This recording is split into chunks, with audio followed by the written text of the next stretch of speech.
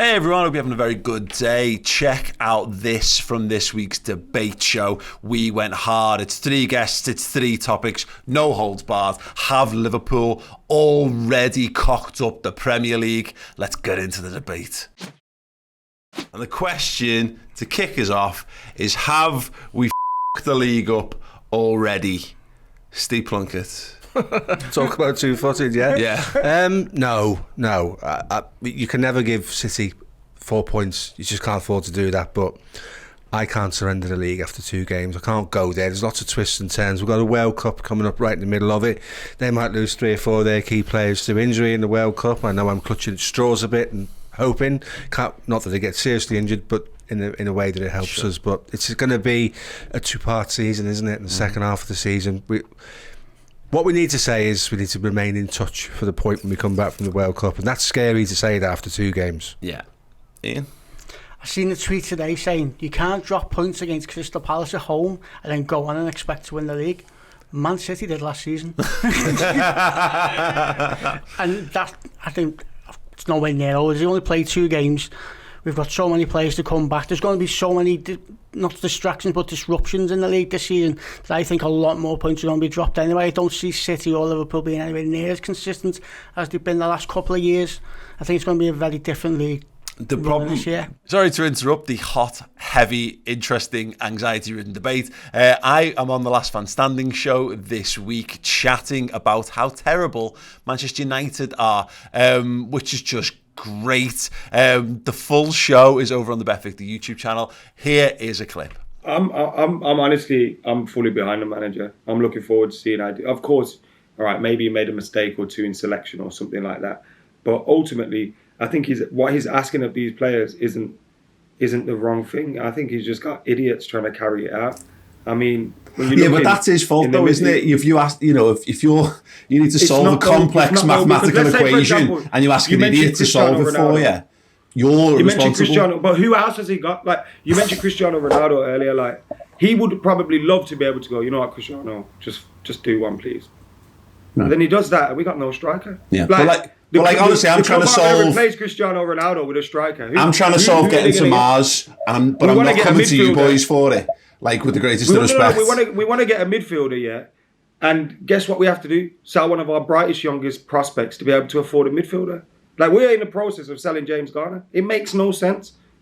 Like, Tottenham or someone will go and buy him and turn him into the quality player that we know he should be.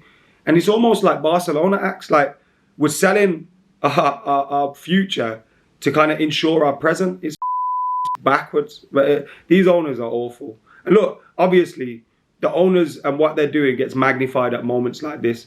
Ultimately, what I'm saying here is I'm giving Erik ten Hag time because I know he needs it.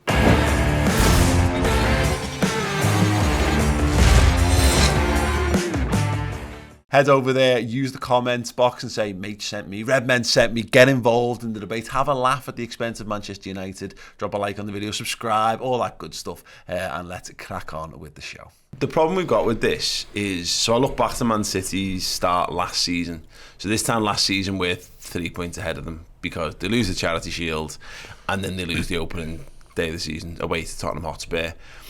And so if I was, and this depends on your mentality, I think, and what way you're looking at it, is that I would look at that and go, well, look, City drop points, and City actually lost the game of football at the start of the season and then go on and win the league. That should be a note of encouragement for us. But then I could equally flip it and go, Christ, City even lost the game and we still finish behind them, so we can't afford to be giving them even an even bigger lead come the start of the season. It feels like a what angle are we looking to approach this from kind of problem. It's quite scary that after 2 games there are people in the world that genuinely believe that it's done. Yeah.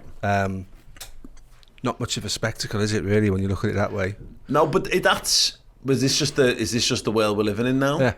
Liverpool and Manchester City. Manchester City fans feel exactly the same as we do whenever the shoe's on the other foot, by the way. So it's not just a City thing, it's a Liverpool thing as well. Both these sides have created this, well, we want to say unsustainable. I think the fear is that it's unsustainable from Liverpool's perspective. City feel like this unstoppable juggernaut because we know ultimately they can just more freely throw money at the problem. Yeah.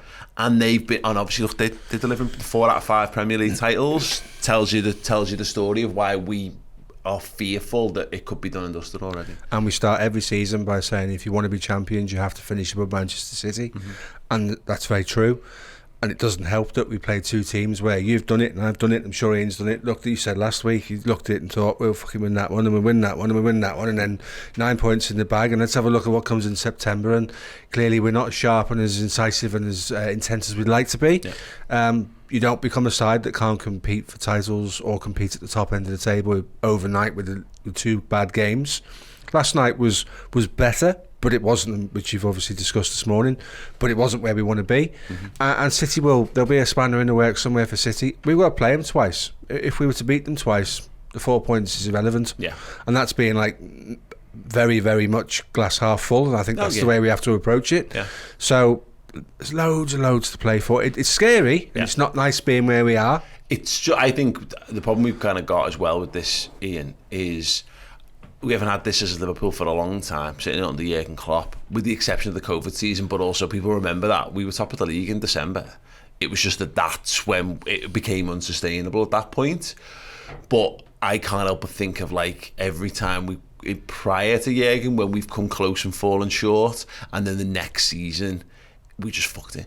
And it normally coincided with a little bit of churn in the sides as well, like, a significant departure, and maybe, you're putting gambles on players coming in. That's what gnaws away at the back of my head sometimes. In 2008, 2009, Xabi Alonso leaves, we bring Aquilani in instead, and it's not quite we bring Glenn Johnson in instead of Arbeloa, and it's not quite right. I think back to 13-14 is a very similar sort of situation with Suarez moving on. Even 2001, 2002, around that time, Julier loses the plot, and we don't complete the deal for Anelka around that point, and blah blah blah blah blah. That's the problem, is that because without an answer, it lives in the back of our brains, and we fill this in with, if you're all a happy-go-lucky, upbeat kind of person, you'll fill it with, well, Liverpool have been brilliant, and Liverpool have proven themselves over the years of being able to sustain and go on good runs. But if you maybe feel a bit fragile, and this is kind of where I am at the minute, to be honest, it is easy to fill that with all the situations when it didn't go our way. And the other problem we've got as well is when you talk about them players that left and when things went a little bit awry, we've just lost Mane in the summer, so there's a bit of a mirror of that, isn't there? So people are going, oh, another top player's gone, a player who was absolutely fantastic for us and world class. Have we replaced them? I mean, I've already seen a bit sometimes. Nunez is no Mane, is he? Like, well, not going to be. He's been here he's 22 and he's been here for 2 minutes, leave him alone. Yeah. The other problem is a draw doesn't feel like a draw anymore. Yes. A draw feels like a defeat because of the opposition we're up against. Whenever we drop any sort of point, it's not just a loss, it's City have stretched their lead a little bit more. So what we need to do now is we need to dust ourselves off. I'm absolutely devastated that we've got to wait until next Monday to get back in the field again. Yeah.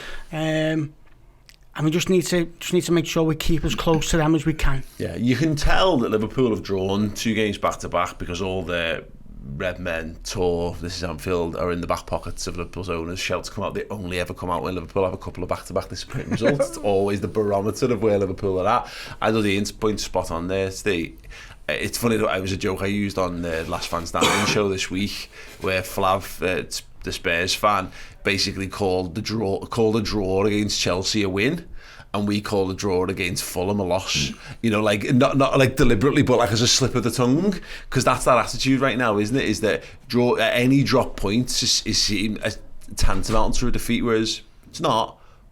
But yeah, it doesn't change how we feel in the immediate aftermath of those games. Yeah, and it's because of who we're up against. It's because those 2 sides, I still believe at the end of the season will be notably further up the field in terms of points than the rest of them, and we didn't learn anything new from Chelsea-Tottenham in terms of who emerges from those 2 to challenge the top 2. I don't see that changing too much, and you're right, they do feel like losses when we draw. Such as the stakes we're playing for, such as you can't have too many opportunities to throw points away, and it is a throwing. We've dropped 4 points from games we should have won. We should be on 6. We should be joint top of the table.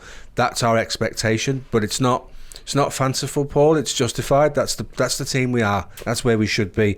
It's not like unreal expectations, so it's hard to take, and it doesn't look 100% on the pitch at the moment. So I think that's probably the bigger thing that's eating into us.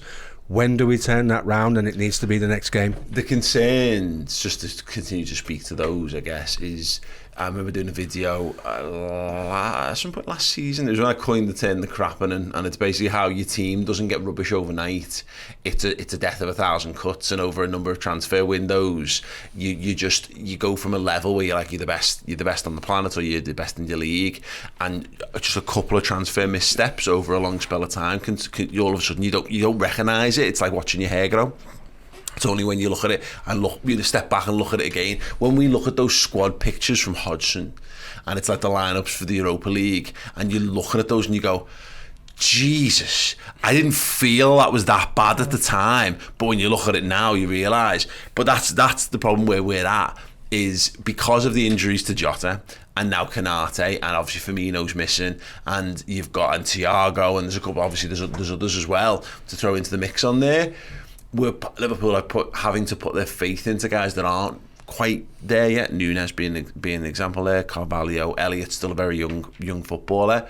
We're not putting our stock or faith in the tried and tested. And you'd back these players to come good because our methodology and our recruitment has just generally been so sound. But again, it's like anything. It's that we're looking around at the moment going, and that's where the Mane conversations are going to come from inevitably, is because Sadio Mane can score 20 goals a season, whereas none of us knows that Diaz or Nunes or Carvalho can do that. And until they do that, it's a problem. But this is the problem. We're 2 games into the season, so there's not enough body of evidence for any of it yet. And Old Trafford looming on the horizon doesn't lessen anxiety because we know they're shite.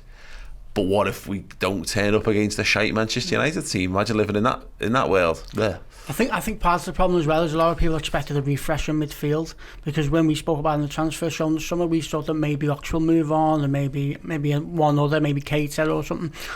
But because those haven't moved on, because of Ox's injury and that, we haven't got room to bring another midfielder in. People are crying out for this midfielder when you've got we're absolutely chocolate in there. So we're chocolate in wages and we're chocolate in places. You can't just throw players on top of players. It doesn't work that way. You have to rotate them if you're going to refresh. Yeah. So people are going to cry out for the midfield, but we haven't got. I personally don't think logistically we haven't got space for one.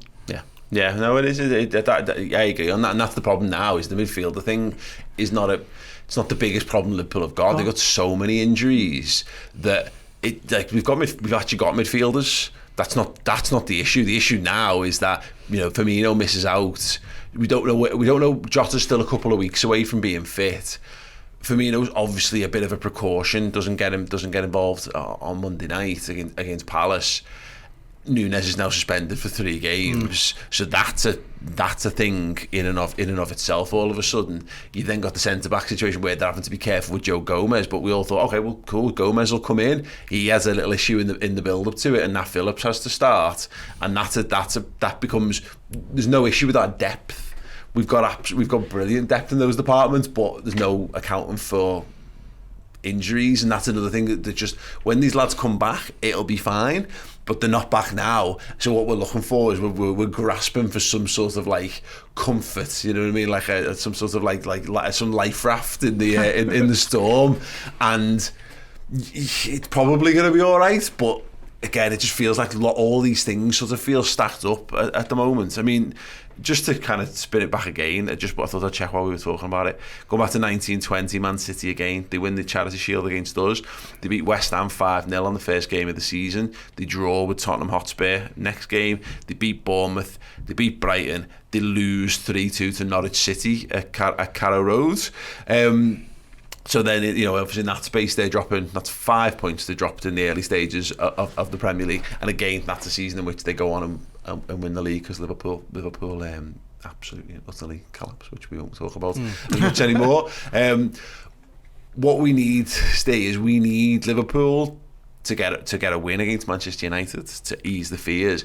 We could really do with, like you say, sounds daft, you don't want to wish ill will or injury upon players really, but also you kind of you kind of do, because you want a rough fairness to the universe. How can we have that many injuries? How would Man City cope if they had as many injuries as we had? And I can tell you, probably a lot worse than we have, because they haven't got anything like the squad depth that we do. But we could just do with seeing that City are fallible, because it will make everyone feel better. And the point is, City are always fallible. City lose mad games of football every single season. City did not win every game. They did not draw every game last season. They drew. They lost more games than us and drew slightly less. Yeah, they will drop points, but the trick is that psychologically Liverpool need to feel like they're on it, like they're prepared to capitalise. It just feels at the moment like Liverpool have stumbled getting out the starting blocks, and you might not be afforded the opportunity to get back in if they're not careful.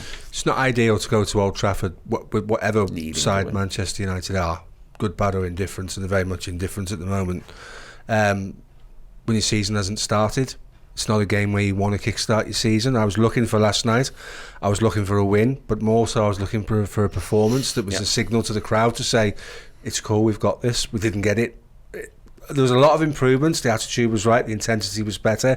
We lacked a bit of incisiveness and we weren't particularly sharp in front of goal. We could have been 3 up when they scored, but going to Old Trafford, trying to resurrect your form is less than ideal. Listen, they're dreadful. If we turn up, I would expect us to win. If we bring the quality, I would expect us to win. Yeah. But there's so many variables around it at the moment. We're likely to go with Carvalho left wing and Diaz centre forward with the numbers we've got. Yeah. And you look at that and you think, wow, we never planned for that. Nope. And 10 first team squad players injured. Yeah. 10. And they're all muscular injuries. Klopp described as like there was a witch in the training centre this week or whatever. Like, but I saw Cy Brundish, who's obviously our mate, and he did some great stuff on the sports science side of things a couple of weeks ago on Expert Insight. But he said it's not to do with current workload, but it might be a knock-on impact of how much football they played last year and then the shortened pre-season. But maybe there's a fault in how they've been trained over the summer or something, because it's a freakish amount of injuries. But this is where we're at, and this is where the fears come from. And this way, again, it's a bit of an old school thing to say, but like, you don't look at the league table until 10 games have been played, because it means very, very little.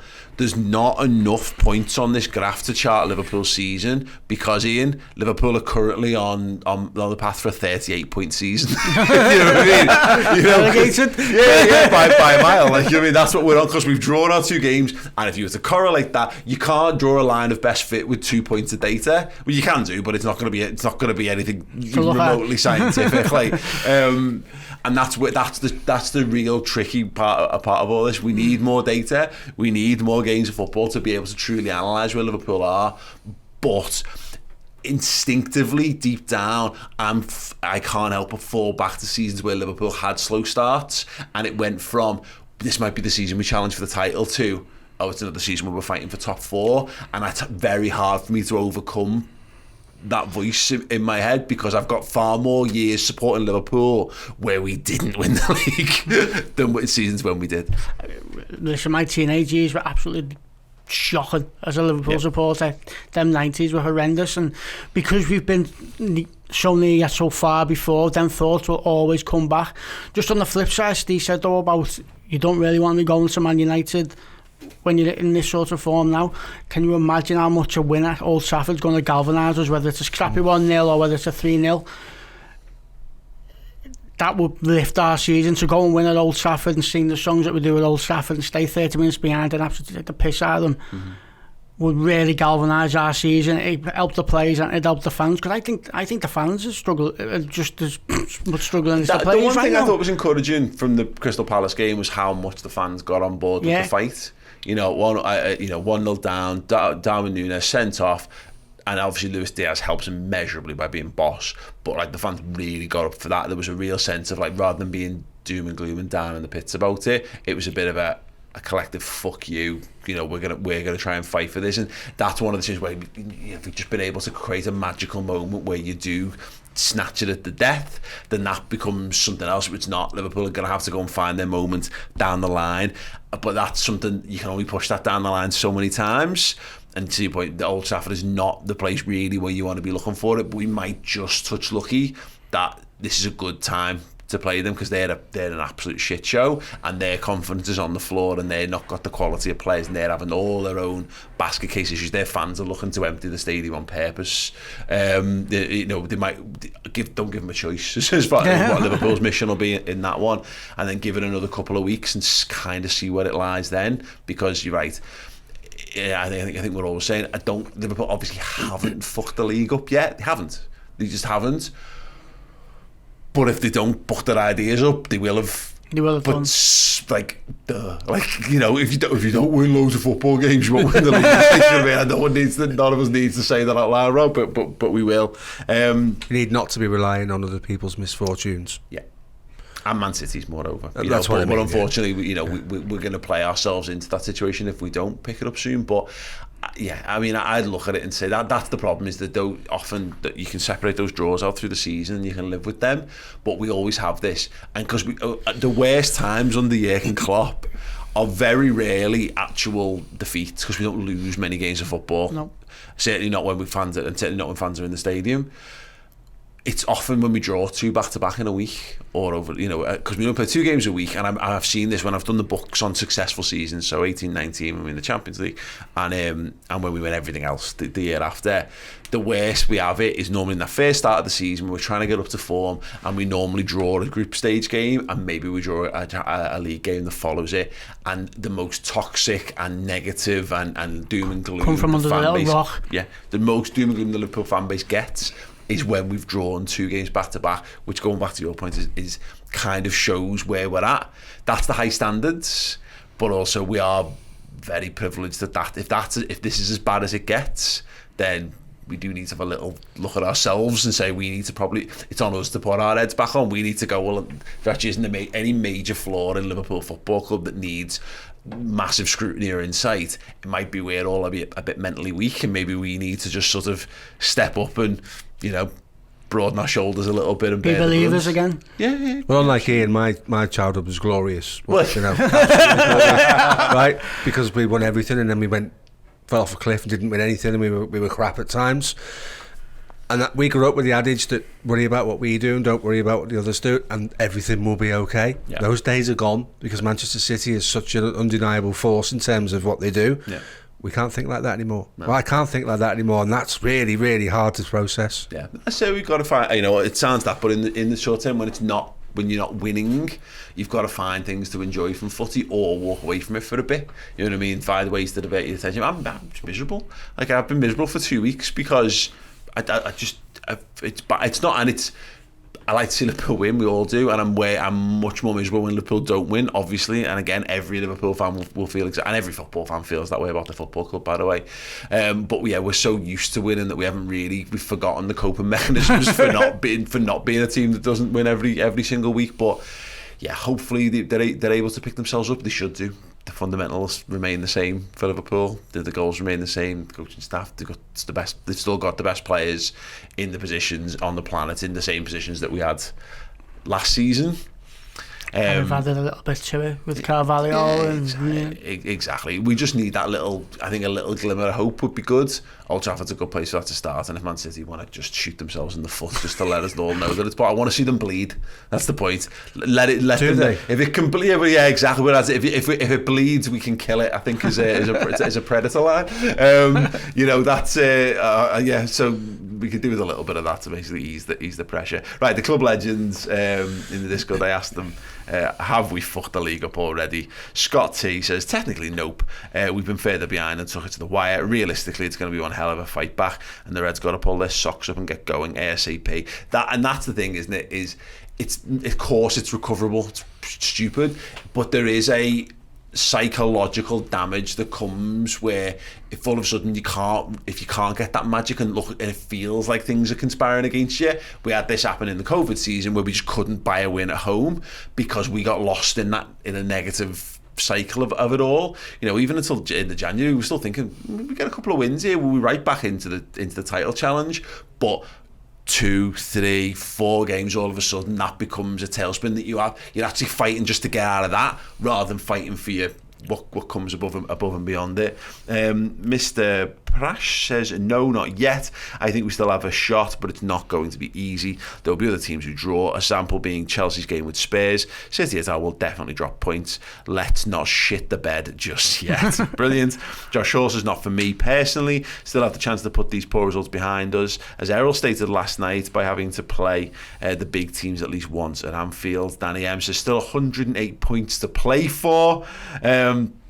Abe says, no, this season's going to be absolute anarchy and the World Cup is going to have a huge impact that is immeasurable this early on. We're going through an injury crisis now, but the odds are City will have a similar situation, probably at a much shittier time. They also trim their squad this summer, even though it doesn't feel like it right now. Also, the bulk of our squad will get a mini pre-season during World Cup, whereas City have approximately 14 players featuring. Hard to believe right now, and I'm not saying these points don't matter, but I genuinely think we'll be in the mix in May.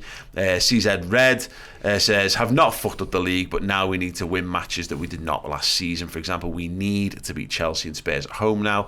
City can still be draws, beat Arsenal and United home and away like last season. All of this being said, this is assuming that City or whoever are playing at a 19 point plus pace. If the league is more in the 85 to 89 point winner than a 92 to 95 point winner, then the last two results were actually quite good, as they were 2 points gained rather than 4 lost. I think that's a really good point. That is that in any normal season of football, the non-City get over 90 point seasons, that's it. You're talking about battling, particularly Crystal Palace at 10 men. To be able to drag that game from 1-0 down to get yourself back in it would be considered a good point. Fulham would still be shite. Jith says, can't be considered after 2 games. We thought it was over in January last year and almost won the quad. What I will say though is our margin for error keeps decreasing each passing week. We don't win, and it's always going to be more of a struggle when you give City a lead, as they don't tend to give those up easily. All we can do is keep on fighting and see where it gets us. I had a horrible weekend post Fulham, obsessing over the league, so I just can't let that happen again. Absolutely. And our man on the socials, Ross saying, Man City dropped points early last season, lost at home to Spurs on the first day. Don't remember saying we'd won the league 2 games in, therefore we can't lose it 2 in. Everything seems doom and gloom because of the injuries. Meths on Twitter, we're used to winning. Waited ages for the season to come back and then can't handle how we've played because we aren't used to it. City fans will be bricking themselves as much as we are. 2 injuries in midfield or fullback and they're in trouble. We've all been drowned in Sky, etc., licking Haaland's Norwegian ballsack and think he's going to end it all. It's bollocks. This is still the best side of my life, best manager of my life. Let's all fucking enjoy it. Well, in Ross, and just says, stop being positive, Ross. That's far too top red of you. And he's still on the payroll until he leaves us in September. Yeah, brilliant, boss. Yeah, I totally. I thank you very much for that, guys. I ultimately I agree, but as I say, fears and anxieties are fears and anxieties. They're very, unless you're prey on the savannah, and and you've got those deep anxieties, and it's because you are being stalked by a lion. Most modern anxieties tend to be a lot of creations of our own head and exacerbated by our own fears and what have you. So yeah, that's a lot of what it is. Good to share. Good to get that out and share it. Absolutely. I think that's important. Thank you so much for joining us on this video. Do drop a like and share it on social media if you enjoyed. And if you want more from us, please do consider joining Redmen Plus, our Liverpool streaming service. Get access to documentaries about Liverpool legends, past and present, interviews with Liverpool legends, past and present, and more Redmen shows each and every week in video and in podcast. It's redmenplus.com.